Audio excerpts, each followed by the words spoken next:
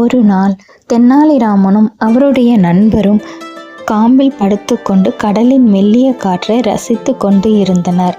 அது ஒரு அழகான நாள். இருவரும் கடல் அலைகளை ரசித்து கொண்டு மனம் விட்டு சிரித்து கொண்டு இருந்தனர்.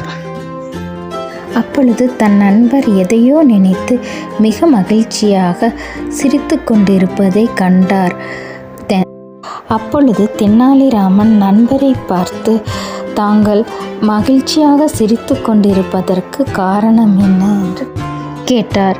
அவர் நண்பர், உண்மையிலேயே மகிழ்ச்சியாக இருக்கும் நாளை பற்றி யோசித்து கொண்டிருக்கிறேன் என்று நண்பர் பதில் அளித்தார். அது எப்பொழுது என்று தெனாலிராமன் கேட்டார்.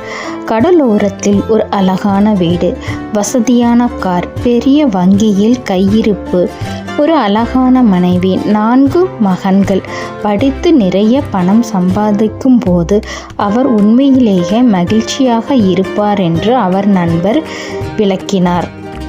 அவர் கூறிக்கொண்டு இருப்பதை கேட்டுக்கொண்டிருந்த தெனாலிராமன் இடம் மறித்து, இதெல்லாம் முடிந்த பிறகு நீங்கள் என்ன செய்வீர்கள் என்று கேட்டார்.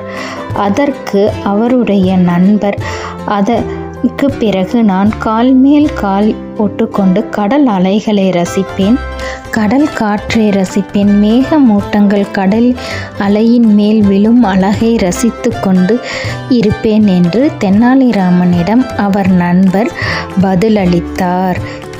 நண்பர் கூறியதை கேட்ட தெனாலிராமன் பலமாக சிரித்துவிட்டு, அதை ஏன் இப்பொழுது செய்யவில்லை என்று அவர் கேள்வி எழுப்பினார். அவர் கேட்டதன் பிறகுதான் அவர் நண்பருக்கு புரிந்தது, எப்பொழுதோ கிடைக்கும் சந்தோஷத்தை நினைத்து இத்தருணத்தில் கிடைக்கும் மகிழ்ச்சியை நாம் இழந்துவிடக்கூடாது. புரிகிறதா குழந்தைகளே?